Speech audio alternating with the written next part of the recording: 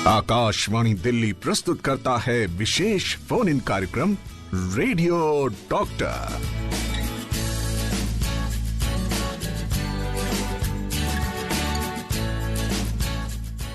दोस्तों, अगर हम स्वस्थ हैं तो जिंदगी भी बहुत सुंदर लगती है, लेकिन कभी कभी ऐसा होता है ना कि किसी बीमारी के प्रति अज्ञानता और झिझक के चलते कोई भी बीमारी जो है वो बढ़ती चली जाती है और हमें पता भी नहीं चलता। आज प्रोग्राम रेडियो डॉक्टर में बात होगी प्रोस्टेट ग्लैंड से संबंधित बीमारियों के बारे में, और हमारे एक्सपर्ट हैं डॉक्टर हेमंत कुमार गोयल जो कि HOD हैं urology, doctor Ram Manohar Lohia hospital में। सर अभी अभी हमारे स्टूडियो में आ चुके हैं। सर, FM रेनबो पर आपका बहुत बहुत स्वागत है। धन्यवाद करता हूं मैं आपका बुलाने के लिए और जागरूकता को फैलाने के लिए कि प्रोस्टेट डिजीज कितनी इम्पोर्टेंट है। जी सर, जब हम प्रोस्टेट ग्लैंड और उनसे संबंधित बीमारियों के बारे में जानना चाहते हैं तो आम बोलचाल में हम क्या कहें कि क्या है आखिर प्रोस्टेट ग्लैंड और उनकी बीमारी?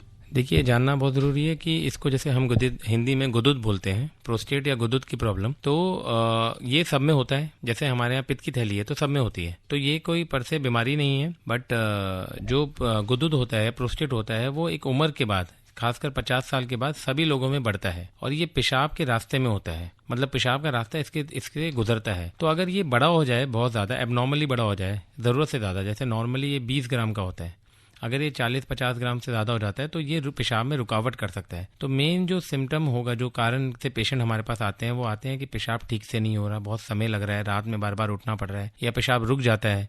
तो उस कंडीशन में इसका इलाज करना पड़ता है दवाइयों से या ऑपरेशन से। जी दोस्तों, आप भी जुड़िए ना FM रेनबो के प्रोग्राम रेडियो डॉक्टर से, और हमारे expert doctor Hemant Kumar Goyal studio में हैं। और आप भी प्रोस्टेट ग्लैंड और उनसे संबंधित बीमारियों के बारे में अगर कोई मशवरा लेना चाहते हैं डॉक्टर साहब से, तो डॉक्टर साहब से आप सीधे जुड़ सकते हैं इस प्रोग्राम में और उनसे राय ले सकते हैं। 23421080 और दूसरा नंबर 23421084, ये हमारे नंबर्स हैं। लेकिन दिल्ली से बाहर से अगर आप कॉल कर रहे हैं तो 011 जरूर मिलाएं। मैं आपके साथ कंचन हूँ और प्रोग्राम है रेडियो डॉक्टर, किस चैनल पर? FM रेनबो, दिल से दिल तक। जी दोस्तों, जिंदगी में सब कुछ फर्स्ट क्लास होना चाहिए और ये फर्स्ट क्लास तभी होगा जब हम स्वस्थ रहेंगे। और आज हमारे साथ हैं डॉक्टर हेमंत कुमार गोयल जो कि HOD urology, doctor Ram Manohar Lohia hospital में हैं, और बातें हो रही है प्रोस्टेट ग्लैंड और उनसे संबंधित बीमारियों की। हमारे साथ फोन लाइन पर कौन है, देखते हैं। हेलो नमस्कार जी, मैं अशोक शर्मा बोल रहा हूँ द्वारका। जी, आप अपनी बात डॉक्टर साहब तक पहुँचाएं। हाँ, मैं डॉक्टर गोयल साहब को भी नमस्कार। हाँ, नमस्ते जी। सर, सिर्फ ये पूछना चाहता हूँ कि किडनी में प्रॉब्लम या कोई और वजह से पेशाब में कोई दिक्कत नहीं है क्या? पैरों में पफीनेस हो जाना, जैसे स्पंजी हो, स्पंज लगा, दर्द नहीं होती है, लेकिन चलने में शाम को वॉक करना है जैसे 1-1.5 घंटा, तो उस टाइम पे पफी पाँव के साथ थोड़ा चलना मुश्किल होता है, उसके बारे में जानकारी चाहता था। धन्यवाद।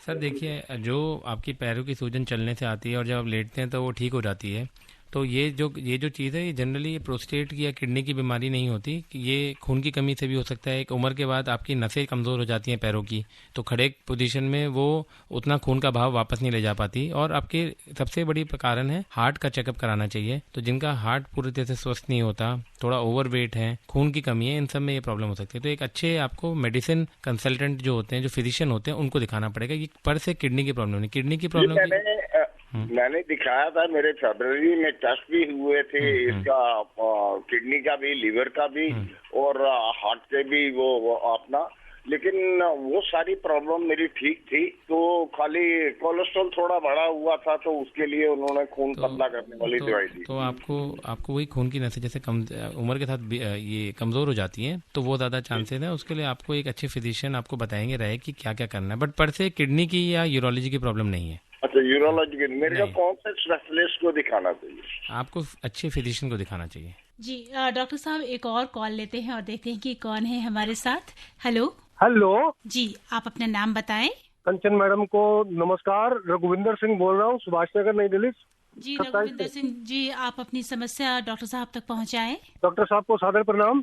नमस्ते सर। डॉक्टर साहब, जितने भी डॉक्टर आते हैं रेडियो डॉक्टर में, उनका ये कहना है कि हमको रोज 2 से 3 लीटर पानी पीना चाहिए, लेकिन हम जितना ज्यादा पानी पीते हैं उतना ज्यादा पेशाब करने जाना पड़ता है। तो इसका प्रोस्टेट से क्या लिंक है? नंबर 2, जिन लोगों को शुगर की प्रॉब्लम होती है, उनको भी बार बार पेशाब करने जाना पड़ता है, तो इसका आपस में क्या लिंक है? कृपया बताने का कष्ट कीजिएगा। देखिए, पानी की मात्रा आपको इतनी पीनी है जिससे आपका पेशाब का रंग साफ आता है। अगर बहुत पीला पेशाब आ रहा है तो मतलब आप कम पी रहे हैं, और आप बहुत ज्यादा पी रहे हैं तो बहुत सफेद आएगा। तो हल्का पीलापन, ये हम ये बोलते हैं कि पानी ज्यादा मत पिए, कम मत पिए। पानी हाइड्रेशन अच्छा होना चाहिए, शरीर में पानी की जितनी जरूरत है उतना पीना है। तो कैसे पता चलेगा? आपके पेशाब का रंग हल्का पीला हो। बहुत पीला है तो आप कम पी रहे हैं, बिल्कुल सफेद, बिल्कुल एकदम साफ है तो आप बहुत ज्यादा पी रहे हैं।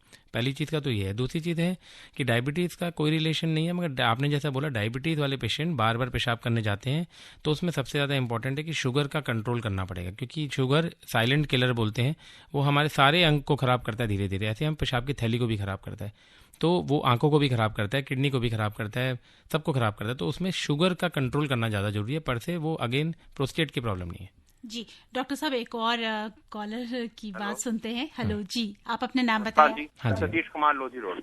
जी सतीश जी, आप अपनी बात डॉक्टर साहब तक पहुंचाएं। डॉक्टर साहब नमस्कार जी। नमस्ते जी। सर, मैंने ना 6-7 महीने पहले अल्ट्रासाउंड कराया था, तो उससे थोड़ा प्रोस्टेट बढ़ा हुआ था। तो मुझे को डॉक्टर ने 10-15 दिन की दवाई कैप्सूल्स दिए थे, मैंने खाए थे। अब मेरे को सर ये पेशाब पर जाना पड़ता है, और मैं जब सुबह नहाता हूँ ना, जितनी देर मैं नहाता रहता हूँ थोड़ा थोड़ा मैंने पेशाब यूरिन आता रहता है मेरे को। आपकी उम्र क्या होगी?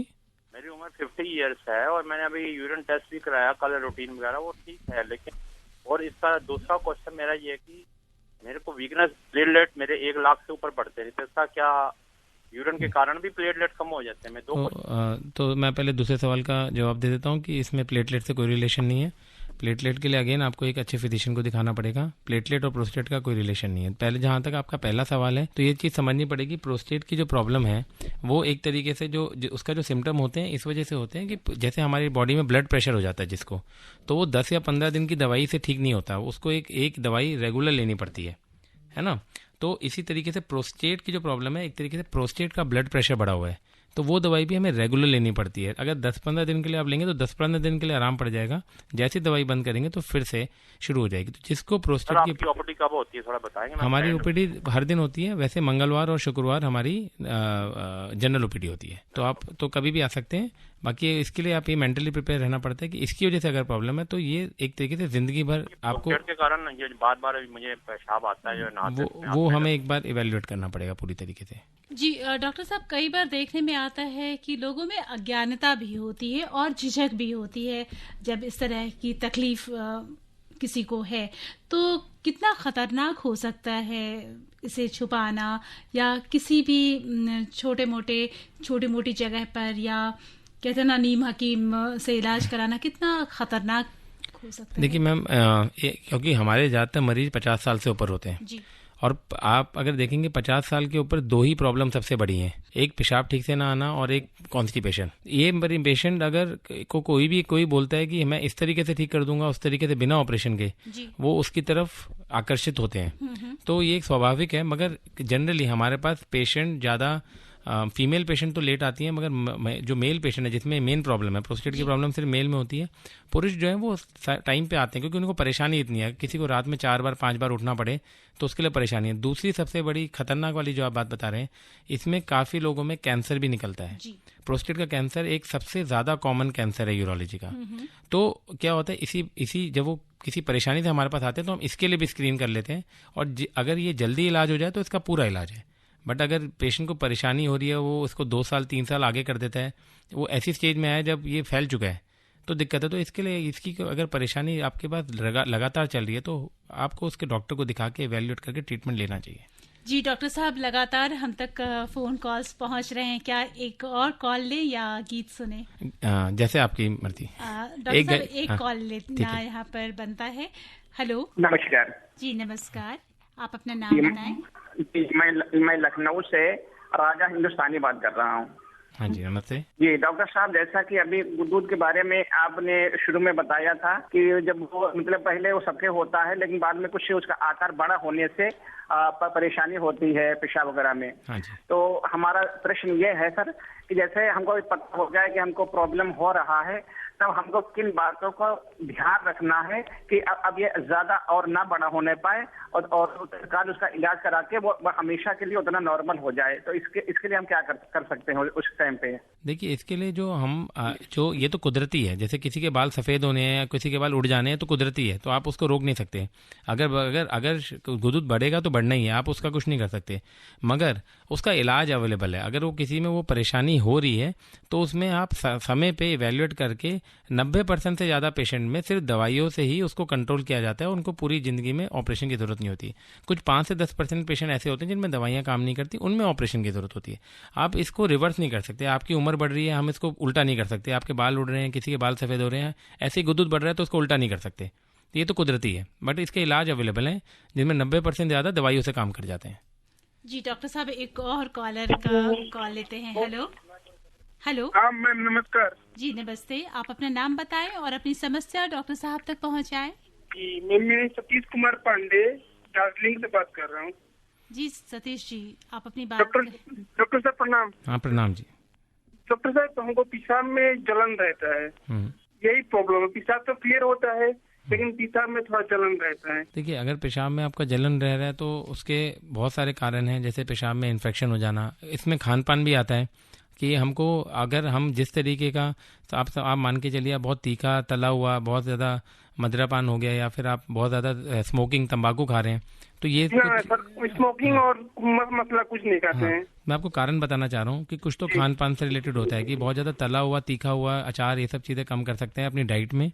दूसरी चीज़ है कि पेशाब के टेस्ट कराने पड़ेंगे। एक कारण है इन्फेक्शन, दूसरा कारण है प्रोस्टेट। मगर जनरली प्रोस्टेट के पेशेंट जलन के साथ नहीं आते, जैसे आप बता रहे हैं, वो जनरली आपको पेशाब ठीक से नहीं होगा। अगर आपका पेशाब ठीक से हो रहा है तो हमें बाकी कारणों में जाना पड़ेगा, जिसमें हमें इन्फेक्शन सबसे पहले रूल आउट करना पड़ेगा। जी डॉक्टर साहब, यहाँ पर एक गीत सुनते हैं और दोस्तों आपसे अनुरोध है कि आप प्रोस्टेट से संबंधित जो भी आपकी तकलीफ है वो समस्या डॉक्टर साहब तक पहुंचाएं, और आप अपनी बात 9868107070 पर भी मैसेज करके डॉक्टर साहब तक पहुंचा सकते हैं। आप सुन रहे हैं विशेष फोन इन कार्यक्रम रेडियो डॉक्टर।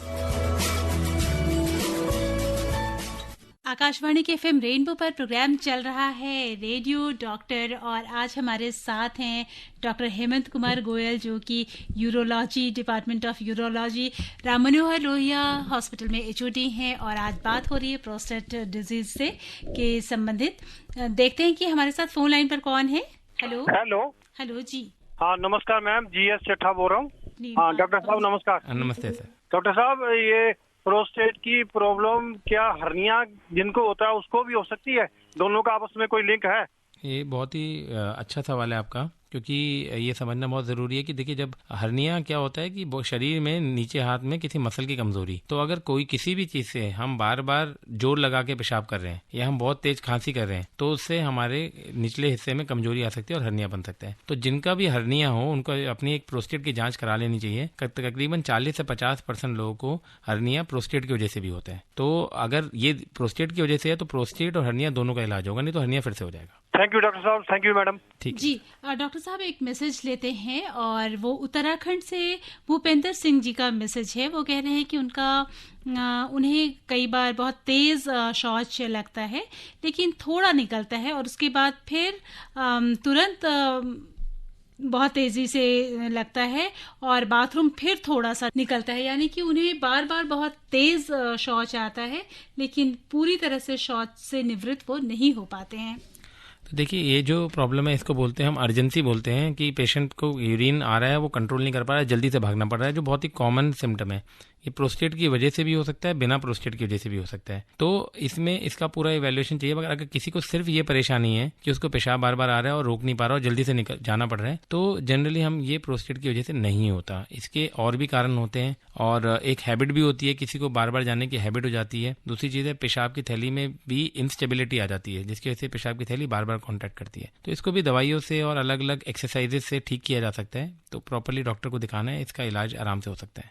जी, सिलीगुड़ी से एक मैसेज आया है और वो कह रहे हैं कि क्रॉनिक इंसुलिन डिपेंडेंट हैं वो, और 4, 6, 7 मरतबा जो है उन्हें टॉयलेट जाने की ज़रूरत होती है, तो क्या करें वो? देखिए, जो मैं पढ़ पा रहा हूँ ये एक दवाई भी ले रहे हैं, तो अगर वो इंसुलिन डिपेंडेंट हैं और उनको पेशाब बार बार जाना पड़ रहा है और उनकी मेन प्रॉब्लम पेशाब की धार नहीं है बट पेशाब बार बार जाना पड़ रहा है, तो इनको वही ओवर एक्टिव ब्लैडर हम बोलते हैं कि पेशाब का जो थैली है वो प्रोस्टेट की प्रॉब्लम नहीं है, पेशाब की थैली असंतुलित हो गई है और बार बार कॉन्ट्रैक्ट कर रही है, इरिटेबल हो गई है। तो उसके लिए भी दवाइयाँ आती हैं, कुछ एक्सरसाइजेज आती हैं, जैसे पिछले क्वेश्चन में था, तो हम वो करके और हम इनका इलाज कर सकते हैं। प्लस इनको शुगर अपना कंट्रोल करना है, क्योंकि शुगर वाले पेशेंट, ये एक बहुत ही इंपॉर्टेंट चीज़ है, जो शुगर वाले पेशेंट होते हैं एक समय के बाद, जिनको 5 से 7 साल हो चुके हैं इस दवाई लेते हुए, वो डायबिटिक सिस्टोपैथी एक चीज़ होती है कि शुगर की वजह से पेशाब की थैली परमानेंट खराब हो जाती है जी। उसमें दवाइयाँ भी काम नहीं करती, उसमें ऑपरेशन भी काम नहीं करता। तो डायबिटीज़ का इलाज कंट्रोल बहुत ही ज़रूरी है हमारे एंड ऑर्गन के लिए। जैसे हमारी आंखें खराब होगी डायबिटीज़ के लिए तो वो ठीक नहीं हो सकती अब, तो ऐसे पेशाब की थैली डायबिटिक सिस्टोपैथी बोलती हैं, खराब होनी शुरू होगी तो ठीक, तो शुगर का कंट्रोल बहुत ज़रूरी है। जी, एक मैसेज आया है रांची से और वो कह रहे हैं उनकी उम्र 54 साल है, 54 है और बीपी डायबिटीज़ है, यूरिन पास जो है वो नॉर्मल नहीं होता, तो क्या करें? देखिए, सब मैंने बोला ये प्रॉब्लम बहुत ही कॉमन है 50 साल के बाद, खासकर इसका इलाज ट्रिकी हो जाता है जहाँ पर डायबिटीज़ भी साथ में आ जाती है। तो इन सब कंडीशन में ये प्रोस्टेट की वजह से हो सकती है बिल्कुल। ऐसी कंडीशन में आपको अपना अल्ट्रासाउंड, यूरिन रूटीन, कुछ 3-4 जांचें हैं। इनफैक्ट प्रोस्टेट के कैंसर के लिए भी हमारा एक मार्कर आता है सीरम पीएसए। ये 3-4 जांचें ज़रूर करानी चाहिए और फिर एक गवर्नमेंट या अच्छे प्राइवेट डॉक्टर को दिखाना चाहिए जो आपको देख के दवाइयाँ स्टार्ट करेगा।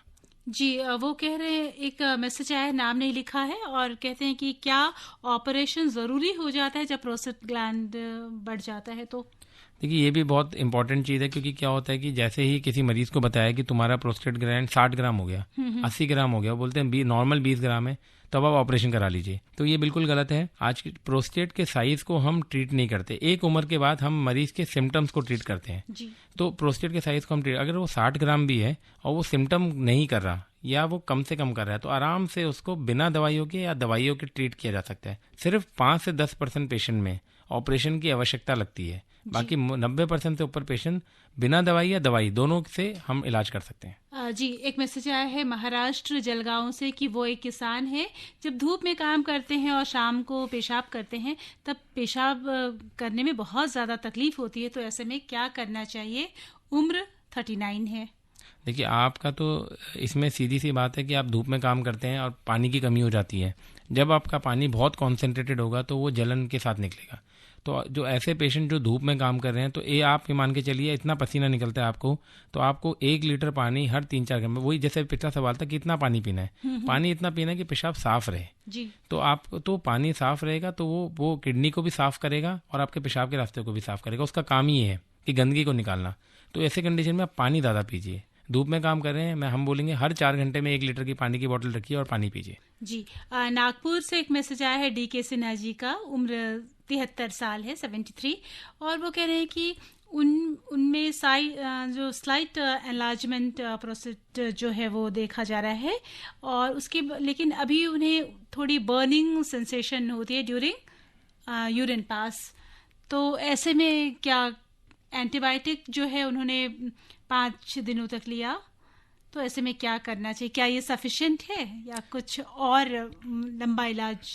देखिए सिन्हा जी, आपकी उम्र में जो इन्फेक्शन होता है और आपको प्रोस्टेट बढ़ा हुआ है, तो ये तो पक्की बात है कि ये प्रोस्टेट और डायबिटीज़ भी अगर बाई चांस होता है तो पक्की बात है कि डायबिटीज़ की, प्रोस्टेट की वजह से और डायबिटीज़ की वजह से आपको इन्फेक्शन हुआ है। तो इन्फेक्शन का ट्रीटमेंट तो एंटीबायोटिक है, मगर अगर आपने उसके नीचे जो कारण है, जो प्रोस्टेट की प्रॉब्लम है, वो उसका इलाज नहीं लिया तो इन्फेक्शन बार बार होगा। और यूरिनरी इन्फेक्शन मैं आपको बताता हूँ, जिसको एक बार होता है उसको बहुत टेंडेंसी है कि बार बार होगा, तो इसका एक बार पूरी तरह से इलाज होना चाहिए। एंटीबायोटिक सिर्फ इन्फेक्शन के लिए है, वो क्यों है वो कारण ढूंढ के उसका इलाज भी कराना पड़ेगा। अगर वो प्रोस्टेट है तो प्रोस्टेट की दवाई आपको लेनी पड़ेगी साथ में। जी, सर एक कॉल यहाँ पर ले लेते हैं। हेलो। Hello ma'am. हेलो जी, आप अपना नाम बताएं। हाँ, मैं तनवीर आलम बोल रहा हूँ। जी तनवीर आलम जी, आप अपनी समस्या डॉक्टर साहब तक पहुँचाएं, रेडियो से दूरी बनाएं पहले तो। हाँ जी, डॉक्टर साहब को अपनी बात कहें। बताइए। हाँ डॉक्टर साहब नमस्ते। नमस्ते। हाँ डॉक्टर साहब, मेरा जो ना पेशाब में बार बार जाना पड़ता है, दिन में कम से कम 10-12 बार, है ना। तो तो इसमें मैं टेस्ट भी किया हूँ, टेस्ट में कोई शुगर वुगर नहीं। आपकी उम्र क्या होगी? मेरा उम्र 35 है। तो देखिए, अब इसमें हर बीमारी को हमें ना इवेल्युएट करना पड़ता है। जैसे कि बीमारी तो नहीं लग रही, बट अगर आपको पानी बार बार पीना पड़ रहा है तो सबसे पहले तो हम इसमें जो बेसिक टेस्ट हैं, प्लस कहीं आप पानी तो बहुत ज्यादा नहीं पीते, क्योंकि कभी कभी क्या होता है, कोई डॉक्टर बोल देते हैं कि पानी काफी ज्यादा पीजिए, तो आदमी 5-6 लीटर पानी पी रहा है। अगर वो 5-6 लीटर पानी पी रहा है तो फिर उसको हर 1 घंटे में जाना ही पड़ेगा पेशाब। तो आपको, हाँ बताइए। मैं तो प्यास बहुत कम लगता है, पानी बहुत कम पीता तो हूँ। अगर आप पानी कम पी रहे हैं तो उसके बाद हमें कुछ टेस्ट करके, इसको ओवर एक्टिव ब्लैडर बोलते हैं, जो महिलाओं में ज़्यादा कॉमन है मगर पुरुषों में भी मिलता है, उसको दवाई के थ्रू कंट्रोल किया जा सकता है। प्लस आपकी कुछ एक्सरसाइजेज होती हैं, जो एक्सरसाइजेज आपको जब आपको अड़ जाती है यूरिन करने की तो उसको दबा देते हैं, तो वो एक्सरसाइजेज करने पड़ते हैं, अर्ज इनहिबिशन एक्सरसाइज बोलते हैं। आप जैसे कि फिजियोथेरेपी वालों के पास भी अगर जाएंगे, बोलेंगे पेशाब बार बार आते, तो कुछ कसरतें बताएंगे वो कसरत अगर आप करते हैं।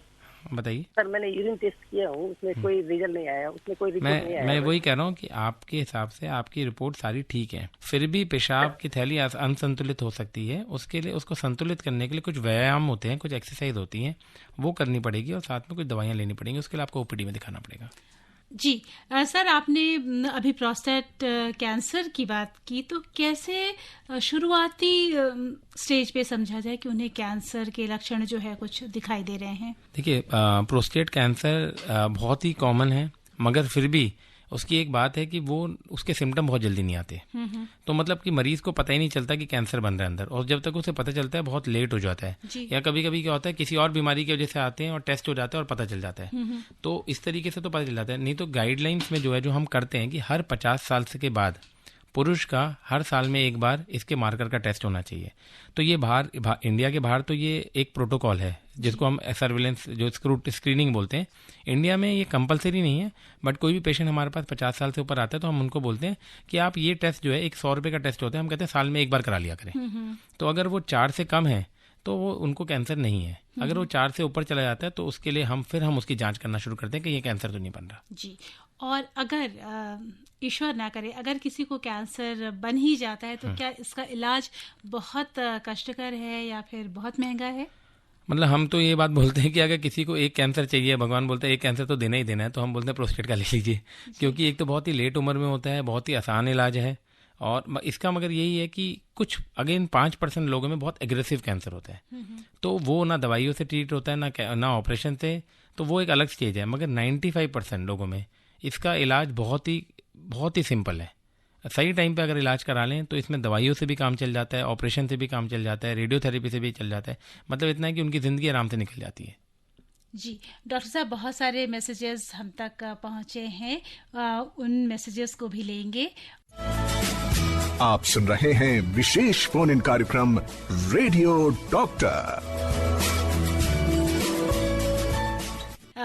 सर, यहाँ पर लेते हैं एक कॉल और देखते हैं कि कौन है हमारे साथ। हेलो हेलो जी, आप अपना नाम बताएं और डॉक्टर साहब तक अपनी समस्या पहुंचाएं। मैडम, मैं जलंधर से, पंजाब से बोल रहा हूँ जी। आप अपनी समस्या कहें डॉक्टर साहब को। डॉक्टर साहब, आपको भी नमस्कार, मैडम को भी नमस्कार। नमस्ते सर, बताइए। डॉक्टर साहब, मेरी एज है 78 की।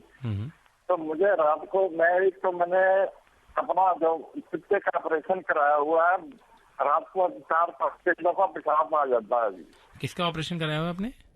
जो गॉड ब्लैडर का होता है, पित्ते का। पित्त की थैली का ऑपरेशन कराया, ठीक है। 6 साल हो गए जी ऑपरेशन कराए को। अभी मैं बीपी वगैरह की दवाई खाता हूँ जी।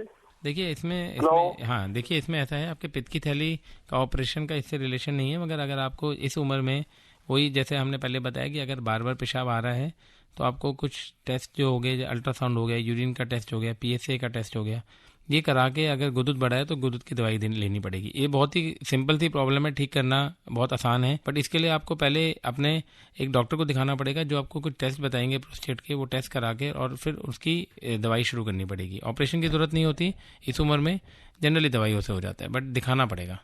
जी डॉक्टर साहब, एक मैसेज आया है वो कह रहे हैं कि उनकी उम्र 58 है और उन्हें प्रोस्टेट है, वो ड्रिंक भी करते हैं और लेकिन क्या परहेज उनको करनी चाहिए, कितना पानी पीना चाहिए और क्या सावधानी बरतनी चाहिए? देखिए इसमें मैं आपको ये बताता हूँ कि जैसे मरीज हमसे जनरली बोलते हैं मुझे प्रोस्टेट है, तो प्रोस्टेट यही हम आपको बता रहे थे कि प्रोस्टेट सबको होता है और 50 साल के बाद सबको बढ़ता है। तो कोई भी आपको बोले कि प्रोस्टेट बहुत बढ़ गया है और ये सब है, अगर आपको परेशानी नहीं हो रही तो उसमें कुछ नहीं करना। और जहाँ तक ड्रिंक का आप सवाल पूछते हैं कि ड्रिंक से क्या रिलेशन है, तो देखिए ड्रिंक तो एक ऐसी चीज़ है, स्मोकिंग और अल्कोहल एक ऐसी चीज़ है जो आपके सारे और अंग को खराब करती है। तो ऐसा नहीं है कि वो किसी भी अंग के लिए अच्छा है। लोग कहते हैं कि नहीं, आप अगर ड्रिंक करेंगे तो आपके स्टोन निकल जाएंगे, पेशाब वाला सिस्टम बहुत अच्छा रहेगा, ऐसा नहीं है। अल्कोहल का कैंसर प्रोस्टेट से भी रिलेशन है। जो ज़्यादा पीते हैं उनमें प्रोस्टेट कैंसर होने के चांसेस भी ज़्यादा होते हैं। तो हमारे लिए किडनी के लिए उनका किसी भी तरह का तरल पदार्थ जिसमें पानी आपको ज़्यादा फायदेमंद रहता है। ड्रिंक का जैसे वो बाकी अंग को खराब करती है, ऐसे वो प्रोस्टेट और किडनी को भी खराब करती है। जी डॉक्टर साहब, उदय जी का मैसेज आया है औरंगाबाद से। वो कह रहे हैं कि क्या पाइल्स के कारण प्रोस्टेट में इन्फेक्शन या कोई और प्रॉब्लम हो सकता है क्या? देखिए पाइल्स से पर से नहीं, मगर जिसको कब्जी होती है, क्योंकि पाइल्स होती है कब्जी की वजह से, कॉन्स्टिपेशन की वजह से। तो जो पेशेंट कॉन्स्टिपेटेड है, जो कॉन्स्टिपेशन है, तो मतलब वो मोशन ठीक से नहीं कर पा रहे, तो क्योंकि ये रास्ता इतना पास है, तो ये अगर कोई हमारे पास मरीज आता है जो कहता है पेशाब की प्रॉब्लम है और साथ में मुझे कॉन्स्टिपेशन है, कब्जी है, पाइल्स है, तो हम कहते हैं पहले आप उसका इलाज कराइए। उसके इलाज से ही आधे लोगों में पेशाब की प्रॉब्लम ठीक हो जाती है। जी, तो रिलेशन है। जी, एक मैसेज आया है लेकिन नाम नहीं लिखा है। वो कह रहे हैं कि कभी कभार semen out before urine and some time at night on bed, how treat this problem? देखिए ये जो चीज़ जो आपने बताई, ये भी एक काफ़ी कॉमन प्रॉब्लम है। तो ये जनरली 50 साल के बाद या 40 साल के बाद, जब आदमी इतना सेक्सुअली एक्टिव नहीं होता, तो ये हो सकता है कि जो प्रोस्टेट सिक्रीशन बना रहा है, तो वो नाइट फॉल हो जाए या वो बाहर आ जाए। तो इसकी ये कोई बीमारी नहीं है, इसको आप वो भूल सकते हैं। रोहिणी जी का मैसेज आया है कि वो जानना चाह रही हैं कि प्रोस्टेट कैंसर के लक्षण क्या हैं। तो इसके लिए जैसे मैंने बताया कि सबसे इम्पोर्टेंट चीज़ तो स्क्रीनिंग है, कि 50 साल के बाद जो पुरुष हैं वो हर साल एक बार सीरम PSA का टेस्ट कराएं। तो ये तो प्रिवेंटिव हो गया कि हमें पहले ही पता चल जाए। अगर आप सिम्टम की बात करेंगे तो सिम्टम इसके प्रोस्टेट जैसे सिम्टम आ सकते हैं। सबसे इंपॉर्टेंट सिम्टम है पेशाब में खून आना।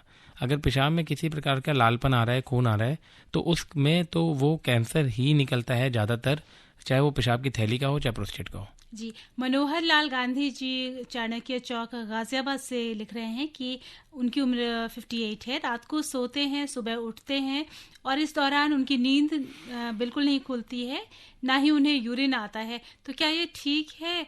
और ज़्यादा चाय कॉफ़ी पीना जो है वो प्रोस्टेट होने का कारण हो सकता है क्या? तो मनोहर जी, इससे ज़्यादा ठीक तो नहीं हो सकते कि रात में पूरी रात सोने को मिल रहा है जी। तो मुझे लगता है ये बिल्कुल ठीक है और होपफुली ऐसे ही चले। कहते हैं ना कि अगर अच्छी नींद आ रही है तो ऊपर वाले का आशीर्वाद आपको बहुत अच्छी तरह से प्राप्त है। एक उम्र के बाद अगर आप पूरा सो रहे हैं तो इससे अच्छा कुछ नहीं है। कृष्णकांत सोलंकी जी मध्य प्रदेश से कह रहे हैं कि उनकी बच्ची जिसकी उम्र 4 साल है, कुछ समय पहले लगभग 1 माह पहले पेशाब करती थी।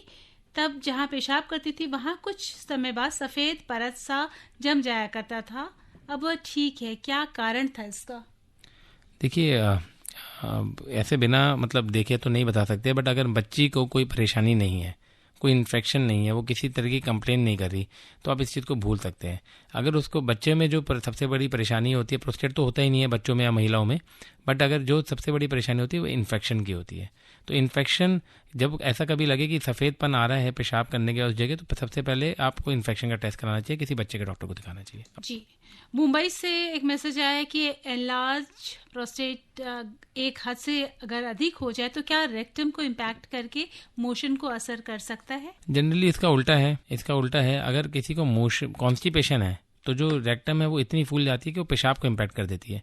बट प्रोस्टेट का इतना बड़ा, क्योंकि जो पेशाब का रास्ता बहुत पतला होता है और लैट्रिन का रास्ता जो होता है पीछे का रास्ता बहुत बड़ा होता है, तो इतना बड़ा प्रोस्टेट की वो लैट्रिन के रास्ते को बंद कर देना ऐसा नहीं होता, मगर उल्टा हो सकता है। जी डॉक्टर साहब, कई बार क्या होता है ना, लोगों में अज्ञानता बहुत होती है। कई बार लोगों में देखा गया कि झिझक भी बहुत ज्यादा होती है जब यूरिन से रिलेटेड या प्रोस्टेट से संबंधित जो भी तकलीफ होती है उसमें कहीं ना कहीं झिझक होता है। उन्हें लगता है कि कहीं डॉक्टर बड़ी बीमारी ना बता दें या कोई और बीमारी ना बता दें, तो लोग इधर उधर जाने में ज़्यादा यकीन रखते हैं कंपेयर टू कि किसी गवर्नमेंट हॉस्पिटल में या किसी प्राइवेट हॉस्पिटल में जाएं। तो इसके लिए क्या कहेंगे? मैं यही बोलूँगा कि आपको जो भी आप इलाज कर रहे हैं, जहाँ भी आज जा रहे हैं, क्योंकि इतनी सारी चीज़ें हो गई हैं, इतने सारे जांचें हो गए हैं, इतने सारे डॉक्टर हो गए हैं, इतने अलग अलग तरीके की विधियाँ हो गई हैं, आयुर्वेदिक, एलोपैथी, होम्योपैथी।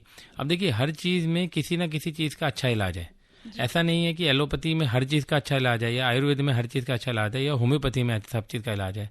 तो पहले तो इसमें आज की डेट में रिसर्च करना है कि कौन सी चीज़ का इलाज कहाँ पर है। हमारे पास बहुत पेशेंट आते हैं, कहते हैं कि हम होम्योपैथी ट्रीटमेंट ले लें प्रोस्टेट के लिए। मैंने कहा मैंने एलोपैथी पढ़ा है, मैं उसमें इलाज कर सकता हूँ, होम्योपैथी आप ले लीजिए, खुश हो जाएं तो बहुत अच्छी बात है, नहीं हो तो फिर 3 महीने बाद आ जाइएगा।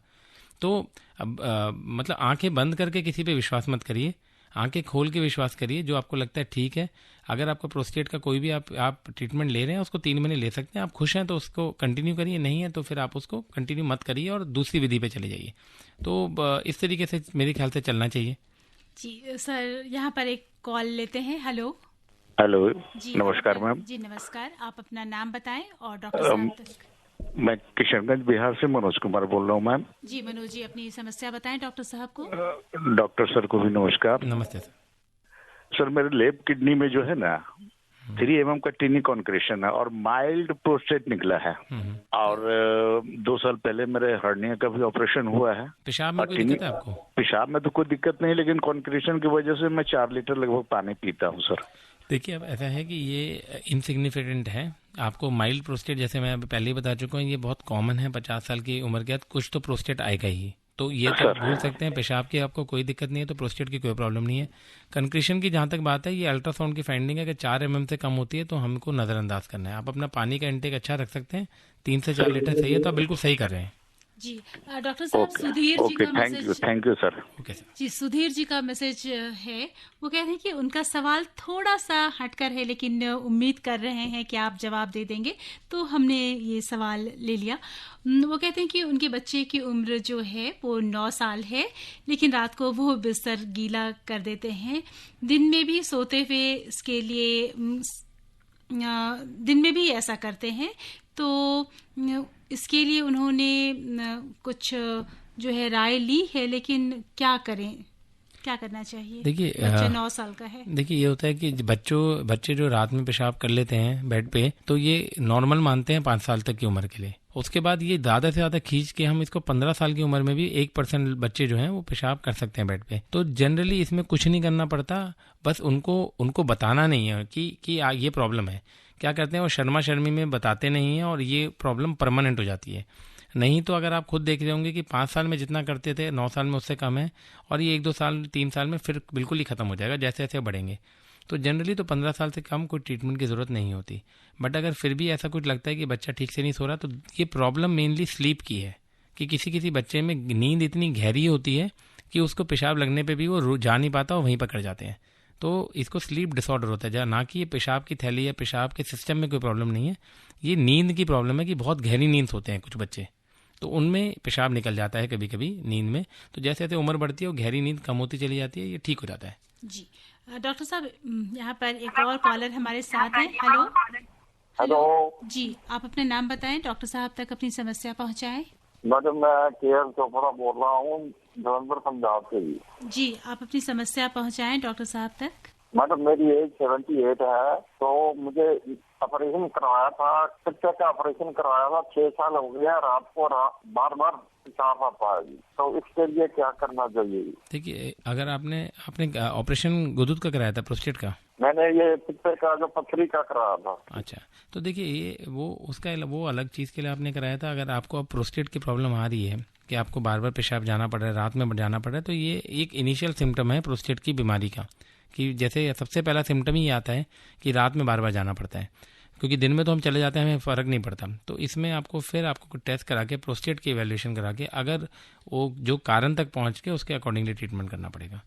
पहले आप कम से कम ये कर सकते हैं कि रात में सोने से पहले पानी की मात्रा कम कर लें। पानी या दूध अगर आप लेते हैं तो कम से कम 2 घंटे पहले लें, सोने के जस्ट पहले ना लें। जो हमारी कॉमन आदत है कि सोने से पहले 1 गिलास दूध पीने की, उसको बंद करना पड़ेगा। जी, यानी कि शाम होने के बाद जो है लिक्विड डाइट जो है वो कम करें। बिल्कुल बिल्कुल, हम बोलते हैं कि मरीज अगर 11 बजे सो रहा है तो 9 बजे के बाद कोई तरल पदार्थ ना ले। जी, शायद बच्चों पर भी यही लागू होता है सर, जो बच्चे बिस्तर गीला करते हैं। हाँ बिल्कुल, कम लिक्विड उनको भी रात में सोने से पहले हम कम लिक्विड दें और सोने से जस्ट पहले उनको यूरिन करा के सुलाएं। जी, एक मैसेज आया है, नाम नहीं लिखा है, वो कहते हैं कि यूरिन जो है वो जमीन पर पास करते हैं, जिसकी वजह से चींटे लग जाते हैं। देखिए तो इसमें ना सबसे आपको ब्लड शुगर का टेस्ट करवाया है जो कि नॉर्मल है। देखिए सबसे कॉमन तो इसमें डायबिटीज़ ही है ना, कि अगर यूरिन में चीटे लग रहे हैं तो सबसे कॉमन तो डायबिटीज़ है। दूसरा चीज़ है कि आप अपना बाकी सारे टेस्ट करा सकते हैं और साथ में आपको यूरिन का डिस्पोजल जो है वो प्रॉपरली करना चाहिए। आप उसको वहाँ पर आपको वहाँ की हाइजीन मेंटेन करनी चाहिए, क्योंकि कहीं ना कहीं वहाँ पर साफ़ सफाई नहीं है, जिसकी वजह से उसमें कीड़े या चीटे आ रहे हैं। जी दोस्तों, आपसे अनुरोध है कि आप जुड़िए एफएम रेनबो दिल्ली से, और हमारे एक्सपर्ट हैं डॉक्टर हेमंत कुमार गोयल जी, जो कि एचओडी हैं यूरोलॉजी राम मनोहर लोहिया हॉस्पिटल में, और बात हो रही है प्रोस्टेट से संबंधित जो तकलीफ है उस पर। आप सुन रहे हैं विशेष फोन इन कार्यक्रम रेडियो डॉक्टर। यकीनन दोस्तों, जिंदगी खूबसूरत हो, और जिंदगी खूबसूरत तभी हो सकती है जब हम स्वस्थ रहें। हमारे साथ हैं डॉक्टर हेमंत कुमार गोयल, जो कि urology HOD doctor Ram Manohar Lohia hospital में है, और आज बात हो रही है प्रोस्टेट संबंधित बीमारी जो है उसकी। डॉक्टर साहब, चलते चलते, क्योंकि विदा लेने का वक्त हो चला है, तो चलते चलते आप क्या संदेश देंगे इस बीमारी से संबंधित? देखिए, मैं यही बोलना चाहूँगा कि ये बीमारी जनरली 50-60 साल के बाद होती है, तो इस बीमारी से डरने की बिल्कुल आवश्यकता नहीं है। ना प्रोस्टेट कैंसर से डरने की आवश्यकता है, ना प्रोस्टेट की बीमारी से आवश्यकता है। सबसे बड़ी बात जो है कि अज्ञानता, पेशेंट को पता ही नहीं प्रॉब्लम क्या हो रही है, किसके पास जाना है। महिलाएं जो हैं गायनेकोलॉजिस्ट के पास चली जाती हैं, मेल जो होते हैं वो किसी हीम नकीम के पास चले जाते हैं। तो अगर आपको इस तरीके की प्रॉब्लम है जो इस प्रोग्राम के माध्यम से पता चल रहा है, तो सबसे इम्पोर्टेंट चीज़ है कि एक अच्छे डॉक्टर को चुनना, उससे राय लेनी। अगर वो ऑपरेशन भी बता रहा है तो आप एक सरकारी अस्पताल या किसी एक अच्छे दूसरे डॉक्टर को भी दिखाइए, कम से कम 2 लोगों पे भरोसा करिए। सबसे इम्पोर्टेंट काम आपका है कि अच्छे डॉक्टर को चुनना। पहले वो जो जांचें बोलते हैं वो जांचें करके दिखाइए और अपना एक ट्रीटमेंट बना लीजिए। आप अपनी व्यायाम से अपने शरीर को स्वस्थ रखेंगे, खान पान ठीक रखेंगे, पानी की मात्रा ठीक लेंगे, बहुत ज़्यादा नहीं बहुत कम, तो ज़्यादातर बीमारियाँ कुछ शॉर्ट टर्म ट्रीटमेंट से भी ठीक हो जाएंगी। अगर कोई ऐसी बड़ी बीमारी होती है कि गुरुद्वार बहुत ज़्यादा बढ़ गया है और कैंसर हो रहा है, तो हमारे पास बहुत अच्छे ऑपरेशन भी अवेलेबल हैं जो आराम से पूरा ट्रीटमेंट, तो ये मतलब पूरी तरह क्यूरेबल है। बस इसमें अवेयरनेस होनी चाहिए कि ये बीमारी हो सकती है। इसके लिए हमें कुछ जांचें करानी है, कुछ डॉक्टर को ठीक से दिखाना है, कुछ थोड़ी कोशिश खुद से करनी है कि अपने शरीर को स्वस्थ रखना है, डायबिटीज़ को करेक्ट करना है, पानी का इंटेक ठीक रखना है, अपना वेट ठीक रखना है, तो बीमारियाँ जनरली करेक्ट हो जाती हैं। जी तो दोस्तों, स्वस्थ रहें, खुश रहें, और अपने अगर कोई बीमारी हो भी जाए तो अपने दिल की बात ज़रूर सुने और जुड़े रहिए एफएम रेनबो के साथ। सर, आप एफएम रेनबो स्टूडियो में आए, आपका बहुत बहुत शुक्रिया। धन्यवाद। हमारे सभी श्रोताओं का भी बहुत बहुत धन्यवाद। जब आप जुड़ते हैं एफएम रेनबो के साथ तो वाकई बहुत अच्छा लगता है। और मैं कंचन यहीं पर लेती हूँ विदा। जुड़े रहिए एफएम रेनबो के साथ।